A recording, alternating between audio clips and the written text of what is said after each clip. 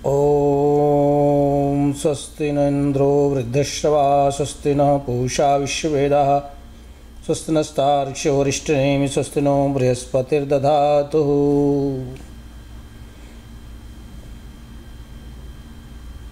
हम स्वस्ति के मार्ग पर चलें। स्वस्ति का मार्ग श्रेय मार्ग है। श्रेय मार्ग ही धर्म मार्ग है और धर्म मार्ग ही कल्याणकारी मार्ग है, आनंद मार्ग है। संसार में प्रत्येक मनुष्य शांति चाहता है, आनंद चाहता है और शांति आनंद की प्राप्ति के लिए वो सब कुछ करता है जो उसके लिए जरूरी होता है। श्रेय मार्ग कल्याणकारी मार्ग, धर्म मार्ग पुण्य मार्ग है। ऐसा मार्ग जो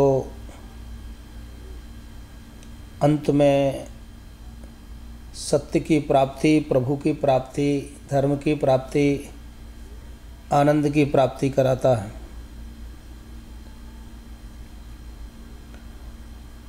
आनंदम ब्रह्म, परमात्मा का, ब्रह्म का स्वरूप है आनंद। आत्मा अल्पज्य होने से सुखी होना चाहता है, उस आनंद को ढूंढता है जो उसके पास नहीं है। ऐसी स्थिति में वो संसार के सभी पापड़ बेलता है, सभी प्रकार के अनुष्ठान करता है, प्रयत्न करता है, मेहनत करता है, पुरुषार्थ करता है और अपने जीवन को उसी में लगा देता है।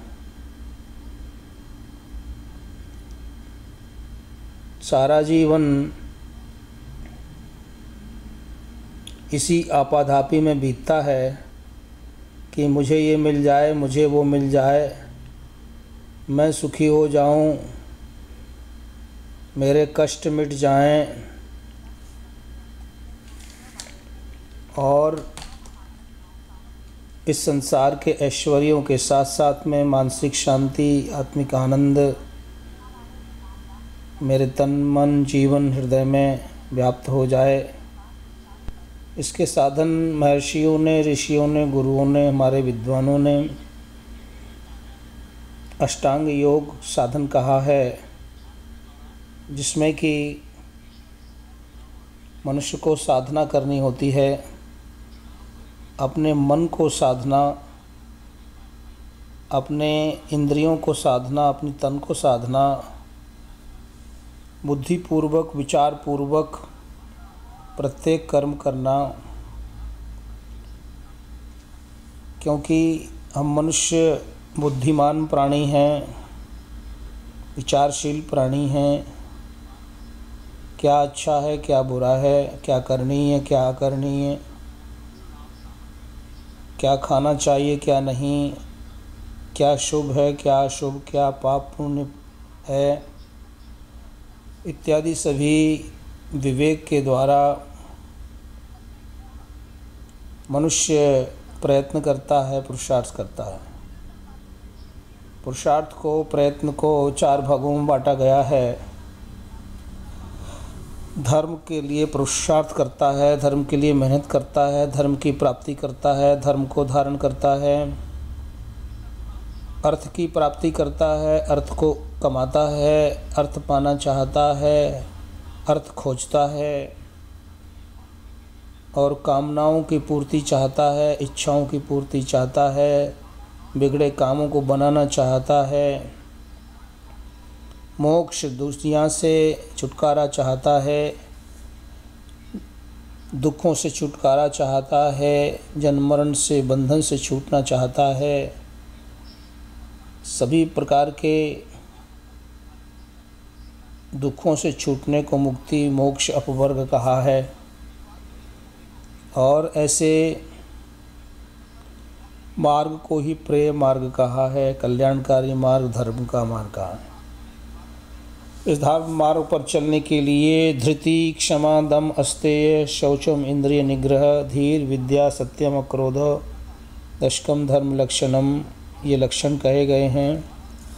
मनुष्य को धैर्यवान होना चाहिए, क्षमावान होना चाहिए, कंट्रोल शक्ति होना चाहिए, किसी की वस्तु को लेने की भावना नहीं होनी चाहिए, चोरी करने की भावना नहीं होनी चाहिए, अंदर बाहर से पवित्र होना चाहिए, अपनी इंद्रियों को वश में रखना चाहिए, बुद्धि का प्रयोग करना चाहिए, बुद्धि से विचार करना चाहिए और विद्याओं को प्राप्त करना चाहिए, ज्ञान प्राप्त करना चाहिए और सच्चाई के मार्ग पर चलना चाहिए, क्रोध नहीं करना चाहिए। ये धर्म के लक्षण हैं जिनमें को साधना के मार्ग में बहुत ज़रूरी बताया गया है।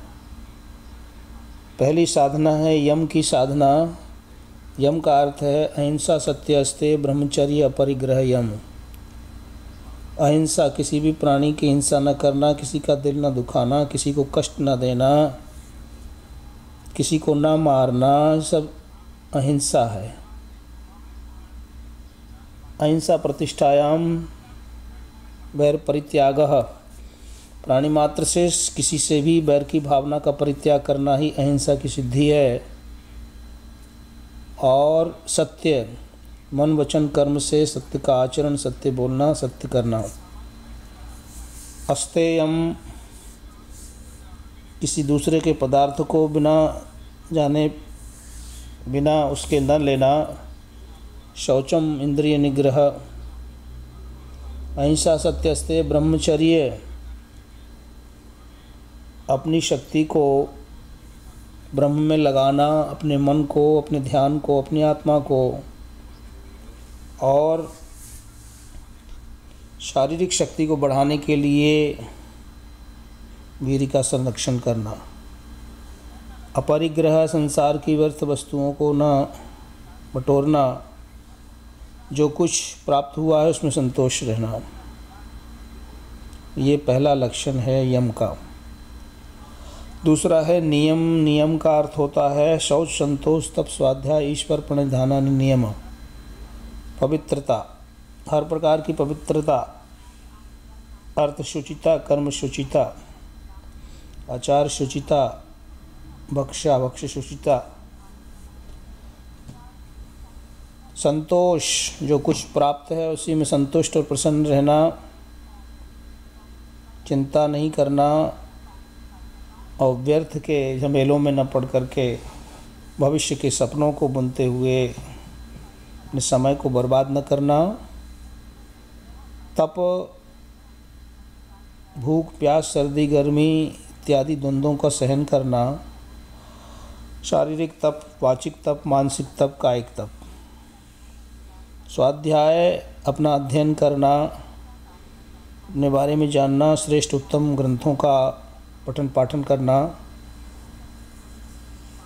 अपने आत्मा के बारे में जानना। और ईश्वर प्रणिधान, ईश्वर के प्रति समर्पण भाव रखना, पूरी तरह सरेंडर रहना, परमेश्वर के प्रति आस्था और विश्वास दृढ़ रखना कि सब कुछ परमेश्वर है, सब कुछ परमेश्वर का है, सब कुछ परमेश्वर के लिए है। इस प्रकार से दूसरी सीढ़ी नियम की है। तीसरी है आसन, शरीर को स्वस्थ रखना, बैठने उठने के लिए हर प्रकार से शरीर को फ्लेक्सिबल बनाना। और प्राणायाम, प्राणों की साधना, हृदय को, हार्ट को, श्वास को, प्रश्वास को मजबूत रखना, दृढ़ रखना दीर्घ जीवन के लिए बहुत आवश्यक है। प्रत्याहार, मन को रोकना, इंद्रियों को रोकना, मर्यादा में चलाना, आहार विचार को ठीक रखना। धारणा, अपने लक्ष्य के प्रति सावधान होना, गंभीर रहना। और जो लक्ष्य है उसी का ध्यान करना, जो ब्रह्म है उसी का ध्यान करना,